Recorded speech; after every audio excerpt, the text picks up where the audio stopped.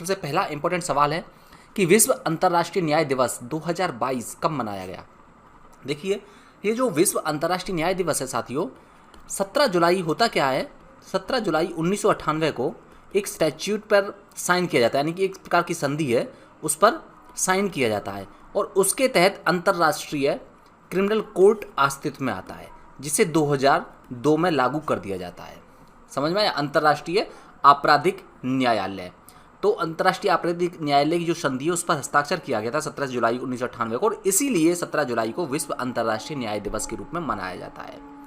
साथियों, अंतर्राष्ट्रीय आपराधिक न्यायालय की बात करें तो इसमें अभी फिलहाल 122 देश हैं और 6 इसकी आधिकारिक भाषा है। ध्यान रखिएगा, भारत इसका सदस्य नहीं है।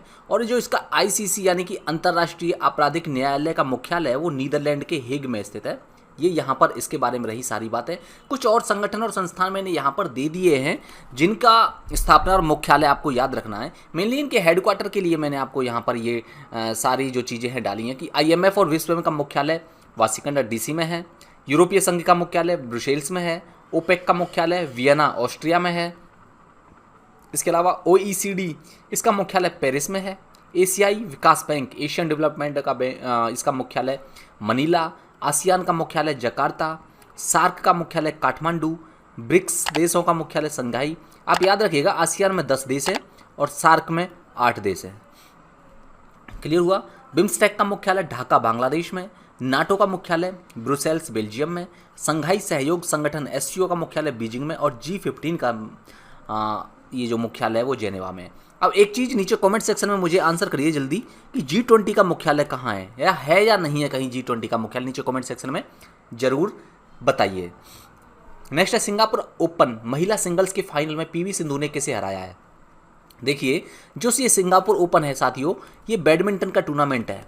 किसका है? बैडमिंटन का ये टूर्नामेंट है और हाल ही में PV सिंधु ने चीन की वांग झी यू को हरा दिया है इसमें और अपना सुपर 500 खिताब पहला सुपर इस वर्ष का जो पहला सुपर 500 खिताब जीता है इन्होंने।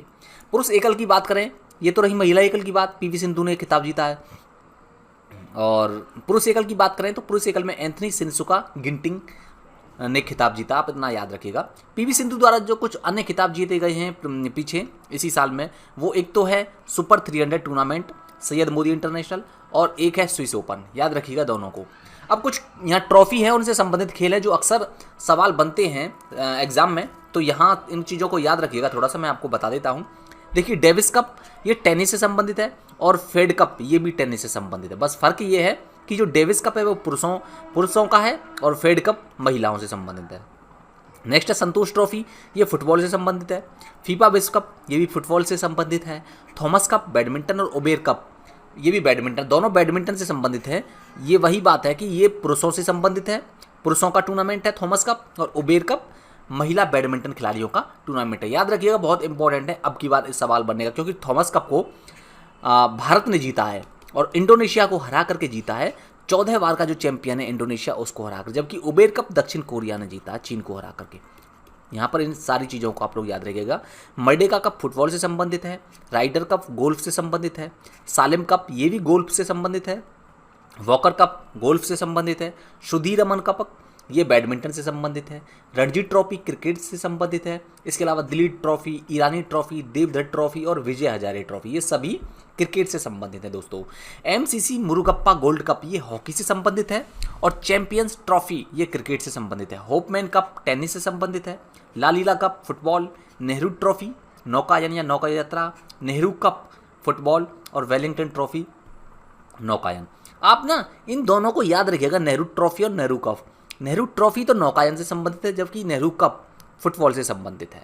नेक्स्ट है REC लिमिटेड, जिसे रूरल इलेक्ट्रिफिकेशन कॉरपोरेशन लिमिटेड, इनके निदेशक के रूप में हाल फिलहाल में किसने कार्यभार संभाला है। तो साथियों, जैसा कि रूरल इलेक्ट्रिफिकेशन नाम से पता लग रहा है, ये विद्युत के क्षेत्र में अग्रणी कंपनी है और एक सार्वजनिक कंपनी है ये, ठीक है। VK सिंह को इसका अभी निदेशक डायरेक्टर नियुक्त किया गया है, ये VK सिंह है। इसके अलावा कुछ और जानकारी इसके बारे में देखिए, ये RECS की स्थापना कंपनी अधिनियम 1956 के तहत हुई थी। याद रखिएगा, 25 जुलाई 1969 को नई दिल्ली में इसका हेडक्वार्टर है।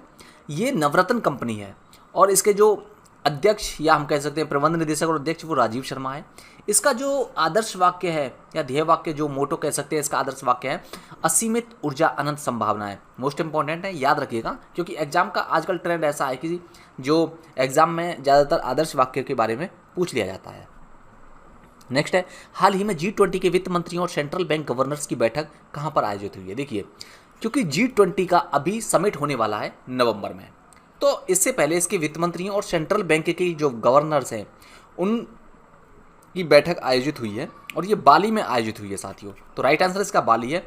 सेंट्रल बैंक की बात करें तो भारत का सेंट्रल बैंक RBI है और इसके जो गवर्नर हैं वो हैं शक्तिकांत दास। कौन है? शक्तिकांत दास। कौन से नंबर के? 25वें नंबर के। RBI के पहले नंबर के गवर्नर कौन थे? ये थे ओ स्मिथ। कौन थे? ओ स्मिथ, ठीक है।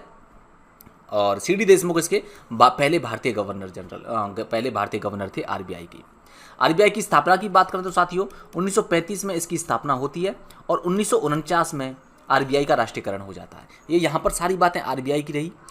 चूँकि इंडोनेशिया में ये समिट हुआ है तो बात करते हैं इंडोनेशिया। देखिए, भारतीय रिजर्व बैंक जो हमारी RBI यहाँ पर गई थी, हमारे गवर्नर जी, RBI और बैंक जो इंडोनेशिया बैंक है उनके बीच में एक समझौता हुआ है। किसके लिए? एंटी मनी लॉन्ड्रिंग और आतंकवाद के वित्त पोषण को रोकने के लिए। इंडोनेशिया का मैप आप यहाँ पर देख सकते हैं। ये यहाँ पर बाली रहा, एक टापू है, यहीं पर ये बैठक हुई है। इंडोनेशिया के बारे में और ज़्यादा बात करें साथियों तो इसकी राजधानी अभी तक जकार्ता थी, लेकिन अब जो नई राजधानी इसकी नुसंतारा है। जोको विडोडो इसके राष्ट्रपति हैं और इसकी मुद्रा रुपया है, इंडोनेशियन रुपया। चलिए नेक्स्ट चलते हैं। चूँकि G20 की भी हम थोड़ी सी यहाँ पर बात कर ही लेते हैं। इसकी स्थापना 1999 में होती है और इसमें कुल 20 सदस्य, जैसा कि नाम से ही पता लग रहा है, G20 ग्रुप ऑफ 20 कंट्रीज़, यानी कि 20 सदस्य देशों का ये ग्रुप है जिसमें 19 तो कंट्रीज़ हैं और एक संगठन है EU। इसकी जो अध्यक्षता, अब करंट की बात करें तो इसकी अध्यक्षता जो है वो 2021 में इटली के पास थी, 2022 में फिलहाल इंडोनेशिया के पास है और 2023 में भारत के पास होने वाली है। G20 का कोई स्थायी मुख्यालय नहीं है दोस्तों। 2023 में भारत ने कहा है कि हम जम्मू कश्मीर में इसकी बैठक आयोजित करेंगे। चलिए नेक्स्ट है, हाल ही में केंद्रीय रक्षा मंत्री राजनाथ सिंह ने स्टील्थ फ्रिगेट क्या होते हैं ये साथियों युद्धपोत होते हैं, लड़ाकू युद्धपोत। तो दूनागिरी को हाल ही में चौथा है ये स्टील्थ फ्रिगेट दूनागिरी को कहाँ से लॉन्च किया है, ठीक है। देखिए, प्रोजेक्ट 17A सरकार के द्वारा एक प्रोजेक्ट 17A लॉन्च किया जाता है। इसके तहत में सरकार ने कहा कि हम देश में उन्नत टेक्नोलॉजी पर आधारित युद्धपोतों का निर्माण करेंगे और उसी के तहत दोस्तों दूनागिरी चौथा युद्धपोत अभी कोलकाता के हुगली नदी से लॉन्च किया है। ध्यान रखिएगा, केंद्रीय रक्षा मंत्री राजनाथ सिंह ने, चौथा है ये। और इसके अलावा इसकी जो निर्माण किया था वो garden reach ship builders limited के द्वारा किया जाता है। ये जो दूनागिरी है ना, इसका नाम है साथियों, चौथे युद्धपोत का नाम है दूनागिरी। ये दूनागिरी शिवालिक क्लास का जो पहले था उसका इम्प्रूव वर्जन है, उन्नत वर्जन है ये। P-17A के बारे में थोड़ी सी बात करें तो देखिए, सबसे उन्नत युद्धपोतों का निर्माण करना इसका उद्देश्य है। इससे पहले जो 3 जहाज लॉन्च किए गए हैं, एक 2019 में, एक 2020 में और एक 17 मई 2022 को लॉन्च किया गया था और चौथा अब फिलहाल अभी जो है इसका लॉन्च किया गया है। 8 बिलियन अमेरिकी डॉलर की ये परियोजना है जिसे केंद्र सरकार ने 18 फरवरी 2015 को मंजूरी प्रदान की थी। यहाँ सारी बातें इसके बारे में डिस्कस कर ली हमने। नेक्स्ट है मरम्मत के अधिकार। देखिए, ये जो टॉपिक है ना, मरम्मत का अधिकार, ये पूरे विश्व में आजकल चर्चा में है ये, चूँकि USA इसके लिए एक विधेयक ला चुका है ऑलरेडी और इसी को ध्यान में रखते हुए भारत ने भी इसके एक फ्रेमवर्क तैयार करने की सोची है और इसके लिए एक समिति का गठन किया है। तो आपसे पूछा है कि उस समिति का नेतृत्व कौन करेगा। देखिए, जो इसका राइट आंसर है साथियों, यह निधि खत्री। इसके मरम्मत के अधिकार के तहत आपके पास में जिस तरह से जीवन का अधिकार होता है, अभिव्यक्ति की स्वतंत्रता का अधिकार है, उसी तरह से आपके पास में एक मरम्मत का अधिकार आ जाएगा। अगर आपकी कोई भी डिवाइसेस खराब होती है तो आपको उसके मरम्मत का अधिकार मिलेगा। आपका राइट्स होगा कि उसकी मरम्मत करवा सकते हैं आप। क्लियर हुआ? ये कंपनीज का दायित्व रहेगा कि आपको उसकी मरम्मत करने के लिए आपका अधिकार प्रदान करें और उस अधिकार की रक्षा करें। क्लियर हुआ? अब नेक्स्ट है यहाँ पर, अपनी स्वयं की इंटरनेट सेवा वाला भारत का पहला राज्य कौन सा है। देखिए, इंटरनेट सेवा प्रदाता कंपनीज होती हैं जैसे कि जियो या फिर एयरटेल, है ना, आइडिया। ये पूरे देश में, हमारी जो पूरी कंट्री में ये हमें इंटरनेट सर्विस प्रोवाइड कराती हैं। लेकिन अब केरल के पास में अपना इंटरनेट सेवा प्रदान करने का यहाँ पर इनके पास में सुविधा रहेगी। तो ये भारत का पहला राज्य बन गया जिसके पास में अपनी इंटरनेट सेवा रहेगी। तो answer is Kerala. Right answer B है साथियों इसका। केरल के बारे में बात करें तो ये केरल का मैप रहा। ये दक्षिणी देश है और यहाँ पर वेस्टर्न कोस्ट में लगता है ये, ठीक है। अरब सागर से इसकी सीमा टच होती है। इसकी राजधानी तिरुवनंतपुरम है, तिरुवनंतपुरम। पिनराई विजयन इसके मुख्यमंत्री हैं। 20 लोकसभा सीट है केरल में। राज्यपाल आरिफ मोहम्मद खान है। ध्यान रखिएगा आप इस इंपॉर्टेंट चीज़ को, कथकली और मोहिनीअट्टम ये केरल के कुछ शास्त्रीय नृत्य हैं। 2 इंपॉर्टेंट शास्त्रीय नृत्य कौन से हैं केरल के? कथकली और मोहिनीअट्टम। केरल की जो प्रमुख मार्शल आर्ट है वो है कलारीपट्टू। एक और चीज़, जो पेरियार नदी है साथियों, वो केरल की सबसे बड़ी नदी है, ठीक है। और दूसरे नंबर पर आती है भरतपुजा। दोनों नदियों के नाम आप लोग याद रखिएगा। केरल की सबसे लंबी नदी पेरियार नदी और दूसरे नंबर पर भरतपुजा। क्लियर? चलती है। नेक्स्ट है एनडीए के उपराष्ट्रपति पद के उम्मीदवार किसे बनाया? देखिए, जैसे कि राष्ट्रपति 18 तारीख को, यानी कि कल ये जो राष्ट्रपति के लिए इलेक्शन हुए हैं, अब 16वें राष्ट्रपति के लिए और अब 16वें ही उपराष्ट्रपति के लिए भी इलेक्शन होने वाले हैं। तो साथियों, सबसे पहले हम बात करें दोस्तों, इलेक्शन कब होंगे? 6 अगस्त को इलेक्शन होंगे। तो इसीलिए जो एनडीए है, जो सत्ताधारी दल है, सत्ताधारी गठबंधन है, उसने अपना उपराष्ट्रपति पद का उम्मीदवार घोषित कर दिया है। और ये घोषित किया साथियों जगदीप धनखड़ को। अगर हम उपराष्ट्रपति जी के बारे में बात करें तो देखिए, उपराष्ट्रपति का जो प्रावधान है देश में, वो संविधान के आर्टिकल 63 में प्रावधान किया गया है। और उसमें कहा गया है कि भारत का एक उपराष्ट्रपति होगा।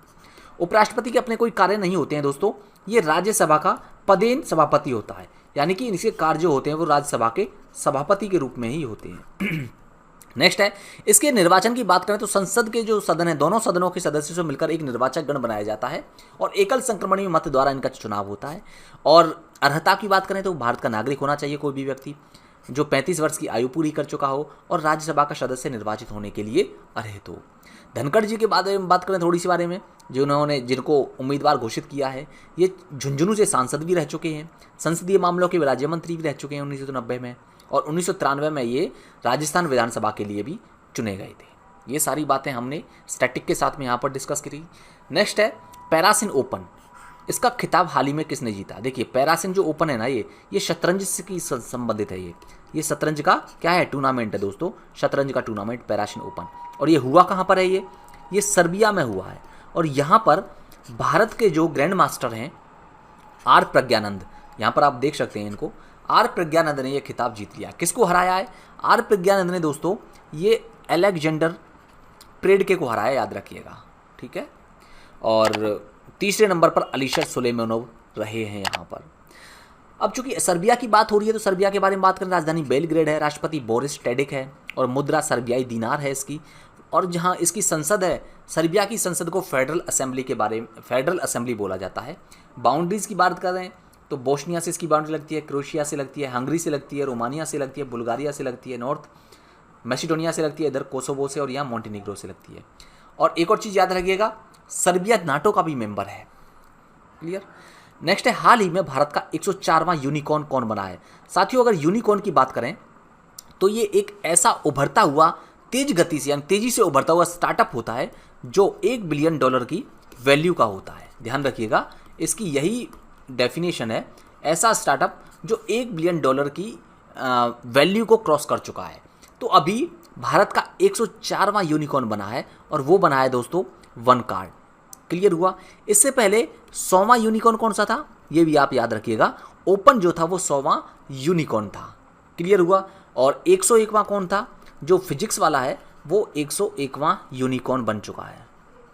तो इन सब बातों को आप लोग यहाँ पर याद रखिएगा।